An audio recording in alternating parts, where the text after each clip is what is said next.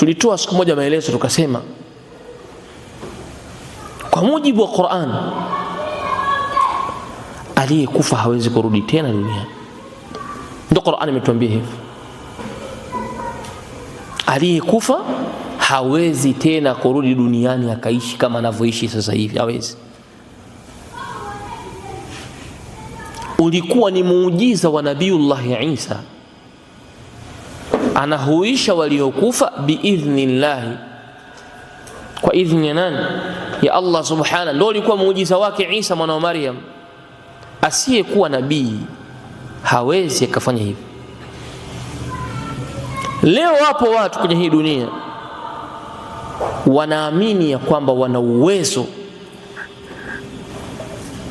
kwa sababu wao wana vyeo vya imani kwa madai yao, wanaona wana uwezo wa kumfufua aliyekufa. Tutaichukuaje hukumu ya Allah subhanahu aliyotuambia kwenye Qur'ani kwamba hilo ni neno ambalo kalitoa halirudi tena?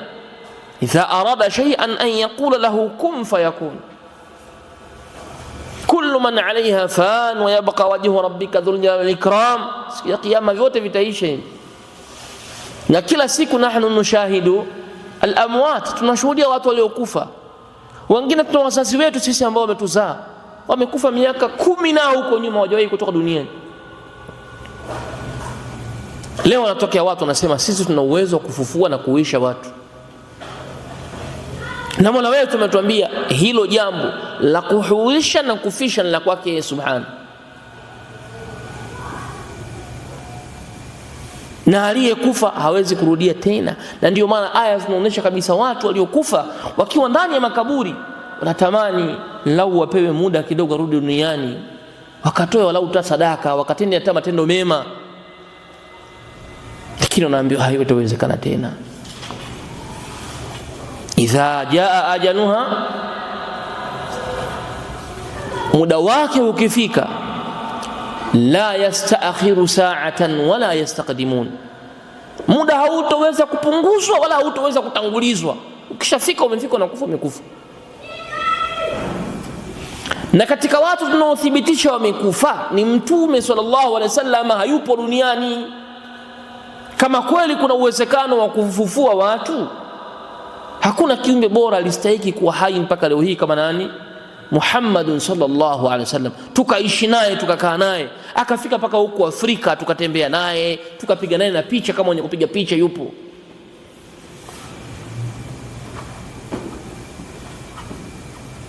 Mtume sallallahu alaihi wasallam, lakini hayupo. Yuko wapi?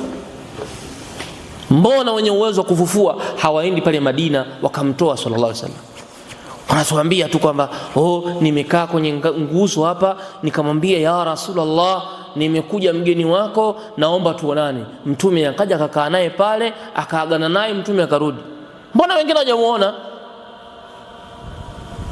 Mbona wengine hawajamuona?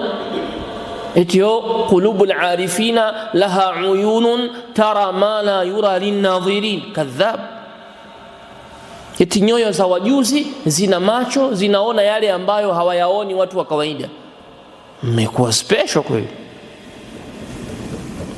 Tutulie mtume wetu alayhi salatu wasalam, kuitakidi kwamba kuna uwezekano au kuitakidi ya kwamba aliyekufa anarudi, ana uwezo wa kurudi, ni kufuru billah, ni kumkufuru Allah wa kile ambacho tayari ni katika khaswaisihi, ni katika mambo mahususi yake. Na ndio waliowaambia waumini aliyekufa kafa.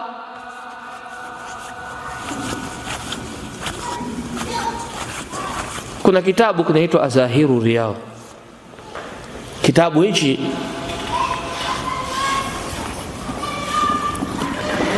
ni kitabu ambacho cha kisufi aslan, kitabu cha kisufi Azahiru Riyadh. Ni kitabu kina mambo mengi ya kustaajabisha duniani, ambayo chozi la mtu mwenye khashiyatullahi linaweza likatoka machozi kwa kuona kwamba namna gani binadamu wamekosa haya na Mola wao subhanahu wa ta'ala. Hichi kitabu kikisikia tu baadhi ya mambo yake unaweza ukashangaa. Kabla ya kwenda kwenye pointi ya kufufua watu, lakini nikupe moja ya matukio ambayo ukiyasikia waweza ukastaajabu hawa watu walioandika hal kanu uqala au majanin, walikuwa na akili au wenda wazimu. Moja, anasema mwenye hichi kitabu Nur ad-Daim, mtunzi ambaye ni ustadhi Sheikh Abdul Mahmud Nur ad-Daim, anasema wa min kalamihi, na katika maneno yake huyo sharifu na wali wao aitwaye Ahmad at-Tayyib.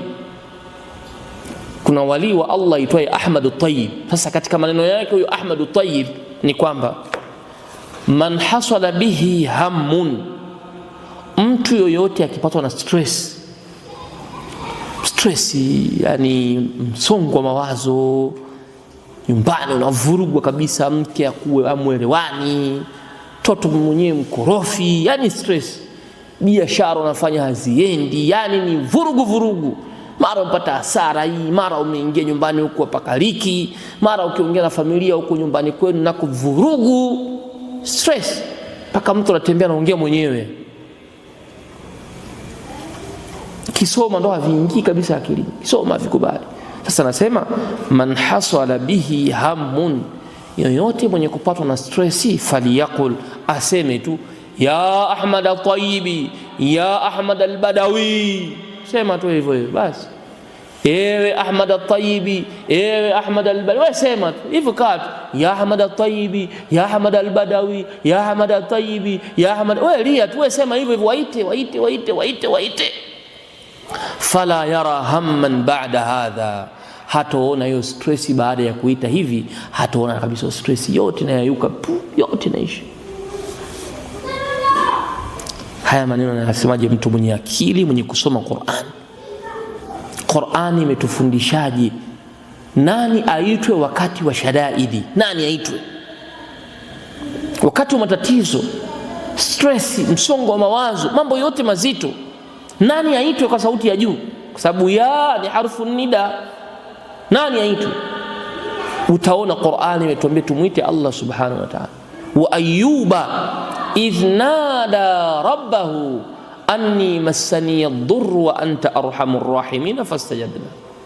Ayuba alisema ya Allah, aliita ewe Allah, idh nada rabbahu, aliponadi kumuita ewe Mola wangu, anni massani ad-durr, nimepatwa na madhara. Nabii wa Allah kamuita Allah.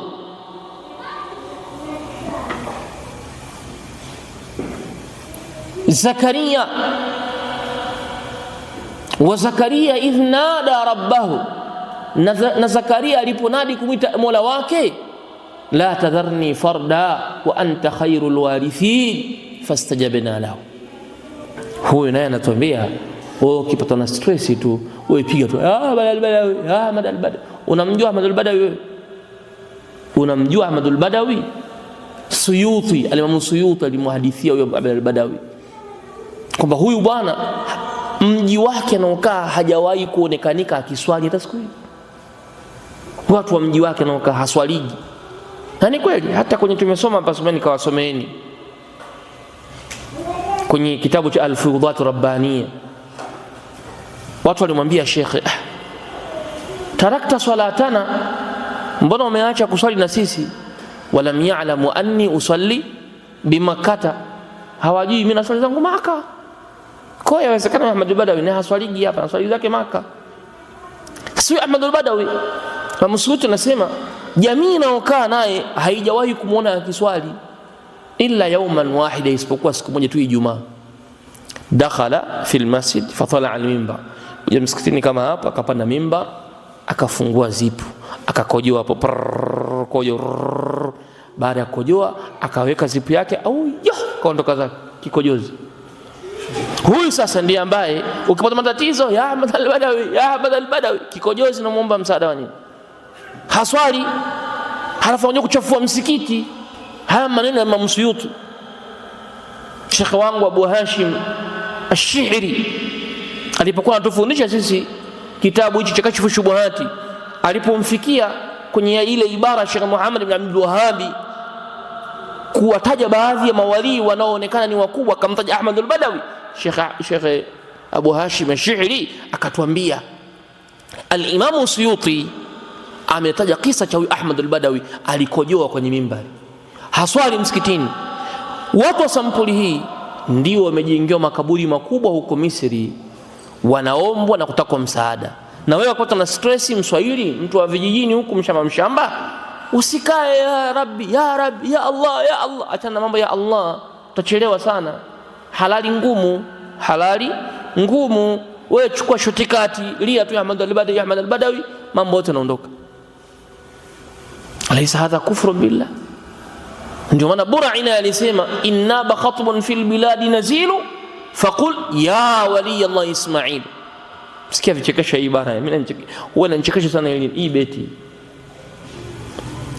Inasema hivi, inna bakhatbun fil biladi nazilu, pakiwa pameingia tatizo kubwa na jambo kubwa kwenye mji, wewe sasa binadamu, faqul, sema ya wali Allah Ismailu, ewe wali wa Allah Ismailu, tuondoshe matatizo haya. Ewe wali wa Allah Ismailu, tuondoshe ukame huu. Sema hivyo. Sasa huyu Ismaili mwenyewe, huyu Ismaili wali mwenyewe huyu, kwao huko Sudani amejengewa lijengo kubwa, miaka 100 imepita huko nyuma, miaka 100 kafa wewe bwana, alikaburi lake umemjengea. Sasa pakapita kadari ya Allah, siku moja nchi ile aliukuta limoja likadondoka kwenye kaburi, kwenye kaburi la huyo wali sasa Ismaili, ambaye ukipata matatizo mlilie ya Ismailu ya Ismailu. Sasa Sofia wale Samania wale wakaambiwa, jamani, vipi huyu wali anaangukia na ukuta tajizuii? Yes, kashakufa, alikuta limemdondokea.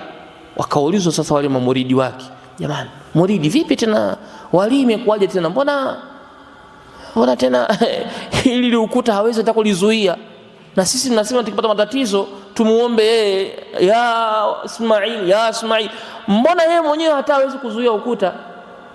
Wakajibiwa wale muridi wadogo, wakaambiwa, nyinyi hamwezi elewa, ameona sisi tunafanya madhambi sana, kwa hiyo hapo alipo kashaondoka, kashakimbia zake, kapita chini kwa chini.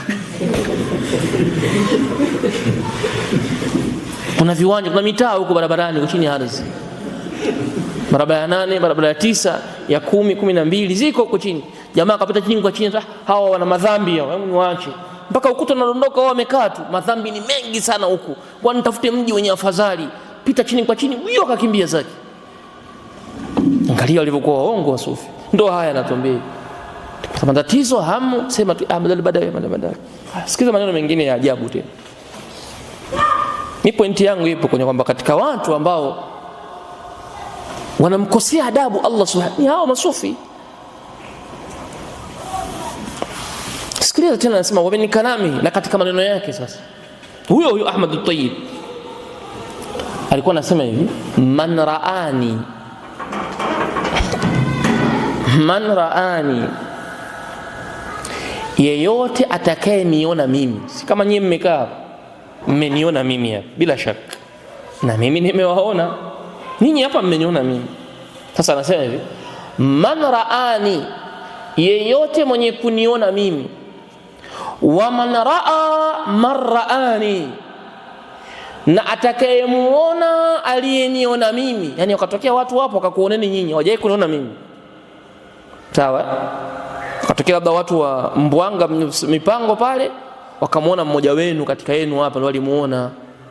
Kama labda nani Amani pale, wakamuona Sheikh Juma pale, wakamuona nani Abdurrahmani pale, wakamuona nani.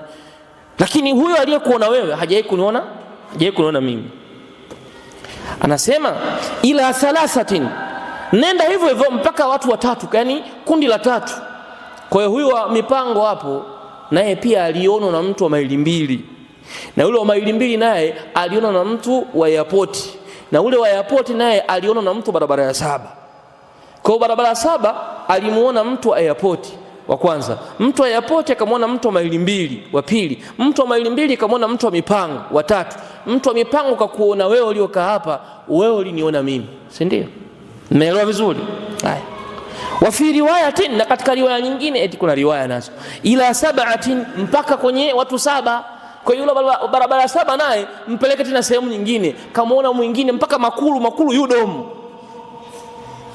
Kwa hiyo wale watu wa yudomu walimuona mtu wa makulu kamuona pale SGR kamuona pale hazina, watu mpaka kufika kwangu hapa, kufika kwa wewe ambao uniona mimi, kuna kundi la watu 7. Basi atakaye bahatika kuona hilo kundi la namna hiyo, mfano mtu wa mipango alikuona wewe, mtu wa maili mbili alimuona wa mipango, basi yani muonaga tu mtu wa mipango. Bwana vipi bwana wewe mtu wa mipango? Bwana nashukuru bwana, nilionaga wale watu wa pale Imam Maliki bwana, mashaallah nashukuru Allah bwana, nimebahatika kukuona mwenzangu bwana. Wewe uliwaona watu wa Imam Maliki, Allahu akbar, Allahu akbar. Anafurahi. Na yeye pia maili mbili naye aliona na mtu wapi? Na mtu wa airport. Mtu wa airport bwana vipi bwana wa maili mbili? Bwana nashukuru. Mimi nimewaona watu wa mipango bwana, mashaallah. Baraka kubwa hizo ndugu yangu. Wewe umeona watu wa mipango, watu wa mipango ambao umeona watu wa Imam Maliki. Wa Imam Maliki umeona Abu Raslan. Alhamdulillah, nashukuru nimekutana na watu namna yako bwana. Yani mtu wa airport anamshukuru aliyemwona mtu wapi? Wa maili mbili. Sikiliza kizaazaa sasa. Hilo kundi lote hilo. Sasa faida yake nini walioonana wameonana? Anasema yeyote atakayemuona mmoja kati ya kundi hilo, lam yuhraq bin nar, hachomwi motoni hauingii kabisa. Sikia maneno ya kufuru billah. Moto huu mbona kama wakaranga huu, gawana karanga tu hivi. Kwa ukiona kundi hilo, wewe basi nyinyi mliona watu wa Imam Malik, alhamdulillah ni peponi tayari. Na yeye mtu wa mipango naye ameonekana na mtu wa maili mbili. Mtu wa maili mbili hapana, ndio mtu wa mipango. Alhamdulillah, shukuru Allah, alhamdulillah. Nashukuru Allah. Nini? Mimi sichomi tena moto wa nini tena? Nimemuona mtu wa mipango alimuona mtu wa Imam Malik amuona Abu Raslan. Peponi tayari. Sichomi tena moto. Haya maneno yanazungumza mtu mwenye akili kweli? Au ni mchanganyo wa bangi hizi? Huu ni mchanganyo wa bangi kabisa huu. Hiyo pepo ya namna gani? Tukisema bwana hao wakati mwingine yale maneno ya Imam Shafi kwamba masufi wana uenda wazimu, nyinyi hamjui riwaya hiyo, maana uenda wazimu hapo nyinyi hamuelewi. Ndio uenda wazimu wenyewe ndio huu. Mimi nikikuona wewe ndio nini? Watu wamemwona mtume wa kina Abu Jahali. Paka Qur'ani imeteremka kabisa, tabbati yada abi lahabin wa tabba ma aghna anhu maluhu sayasla. Nini tena? Sayasla janna, sayasla naran dhata lahabin. Alafu sio yeye peke yake aliyemwona mtume, wa mraatuhu, na mke wake naye anaingia motoni, na wamemuona mtume hivi. Na ndio maana hata kwenye taarifu ya sahaba sio aliyemuona mtume. Taarifu ya sahaba ni yule ambaye amekutana na mtume akamuamini, ndio anaitwa sahaba. Sasa hichi kitendo cha kusema wao ulimuona fulani, aliyemuona fulani akamuona wali, wenyewe wote watu amchomi moto, kwa tendo gani jema mmelifanya nyinyi? La kuona tu, kutazama tu. Alafu lingine, ikiwa ndio hivyo, basi hakuna wa motoni huko ndani, hakuna mtu kuingia motoni. Sasa kwa sababu inawezekana sisi tumewaona watu hapa wa Tanzania, na huyu tuliona wa Tanzania na walionaga watu wa Kenya, watu wa Kenya nao waliwaona watu wa Ethiopia, watu wa Ethiopia nao walienda wakamuona labda mtu wa Sudani, wa Sudani wakaona Sudani wakaja kumuona Ahmad al-Tayyib. Inawezekana sisi hapa tukaonana kama hivi, lakini tukitafuta kuangalia kwetu tulivyowaona huu mwetu mashehe wa kisufi wa humu, tukamwona shehe fulani, kumbe huyo shehe naye alimuonaga shehe fulani, huyo shehe naye alimuonaga shehe fulani, shehe fulani mpaka kwa Ahmad al-Tayyib. Hukumu yetu na sisi nini? Basi msitukaripie, sisi pia ni watu wa peponi jamani.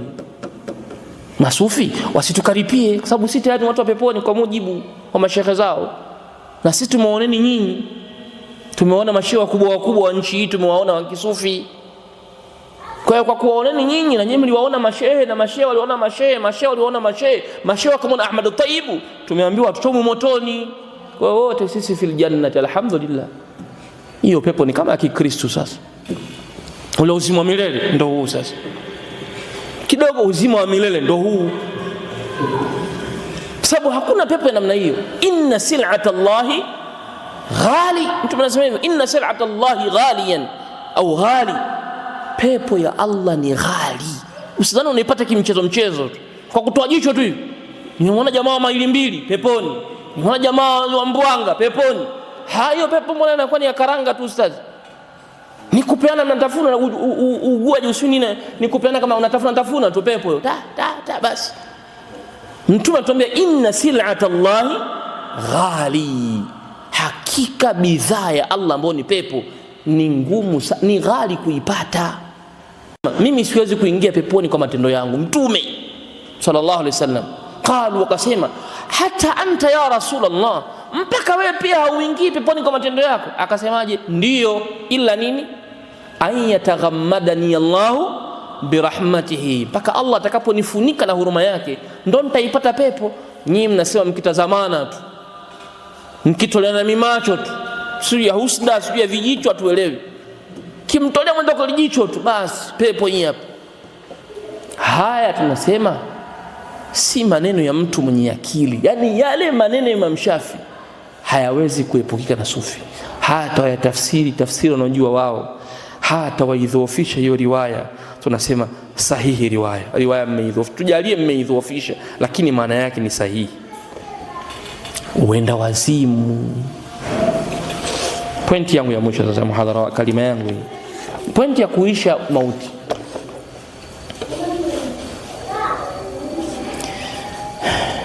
Sikizeni habari ya kufufua, kwamba hawa mashekhe wana uwezo kufufua mtu aliyekufa.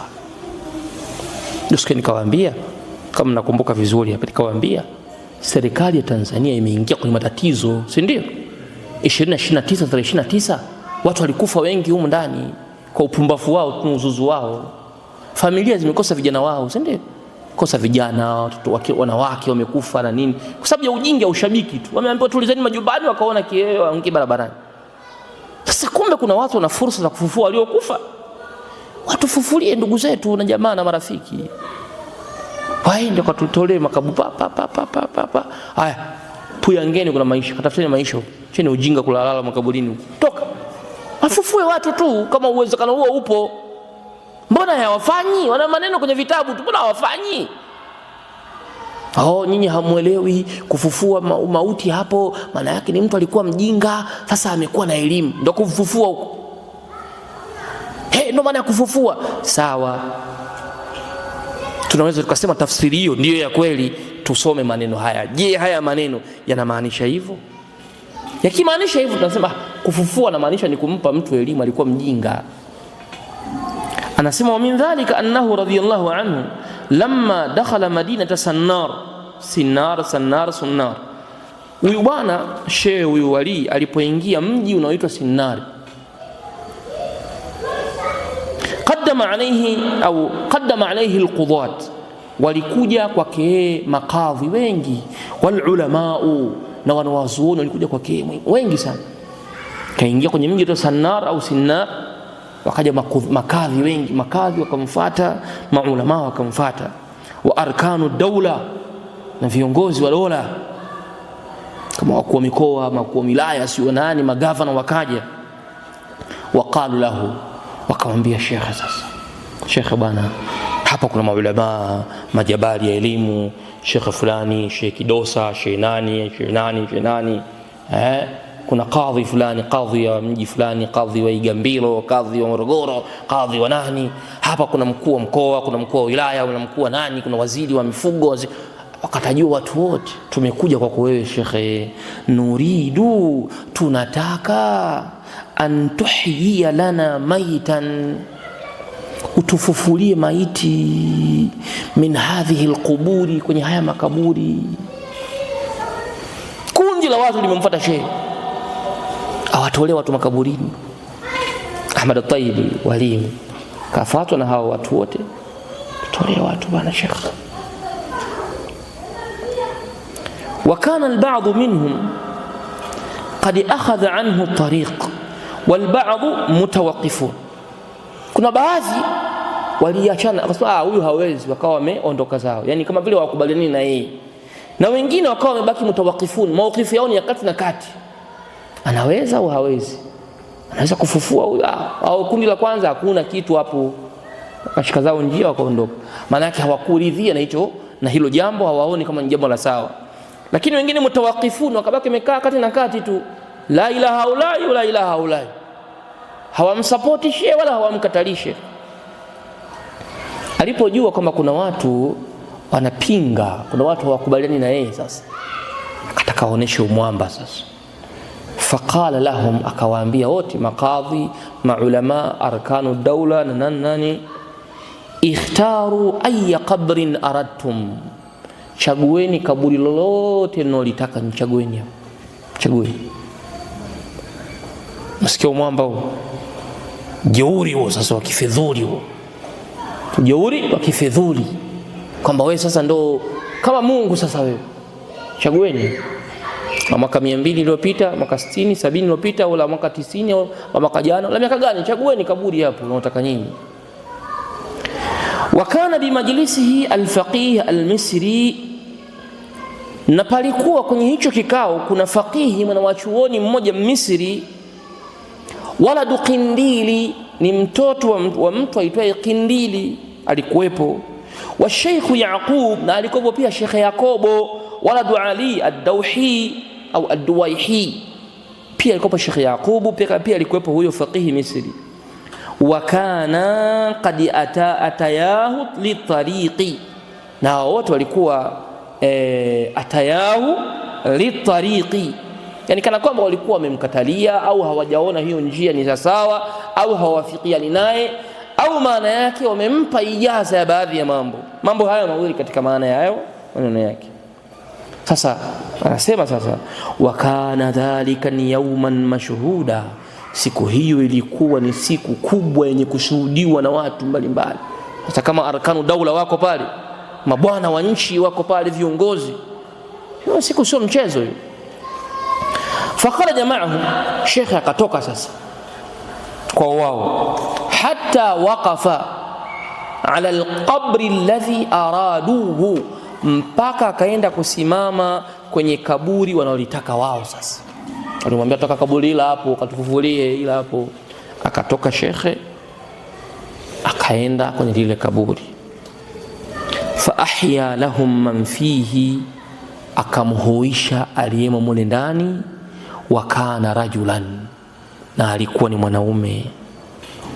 Wa asma'ahum kalamahu wa khitabahu, pia sio hivyo tu, aliwasikilizisha maneno aliyokuwa anayazungumza kaburini, yale yote akawasikilizisha, wakasikia kaburini kwa naulizwa nini, anafanywa nini, anafanywa. Fa'taqaduhu bidhalika al-i'tiqad az-zaida, Sheikh, watu sasa wakaitakidi kunako yeye itikadi iliyozidi sasa hapo. Waswara ladaihim akmala waliyin ala wajhi al-ardh, akawa kwa wao ndiye wali aliyekamilika zaidi kwenye uso wa ardhi.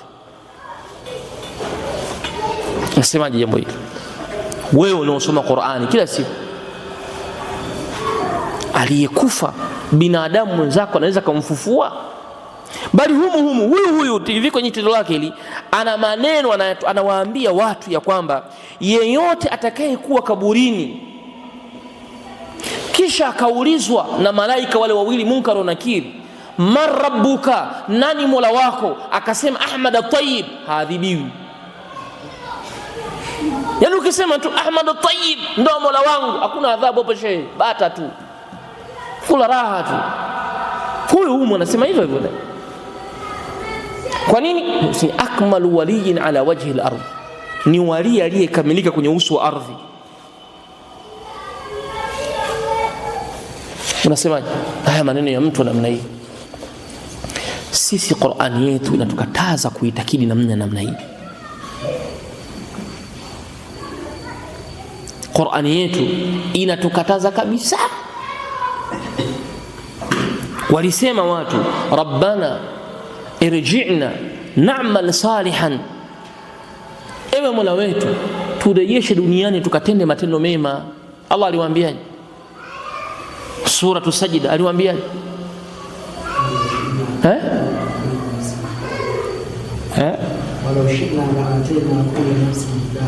Kabla hiyo aya juu yake almujrimin walisemaje? Nakasu ruusihim, pale ambapo watu waovu watakapokuwa wameinamisha macho yao. Maneno ya juu kabisa pale Suratul Sajida inasemaje? Mmeshaisahau aya ya juu kabisa pale,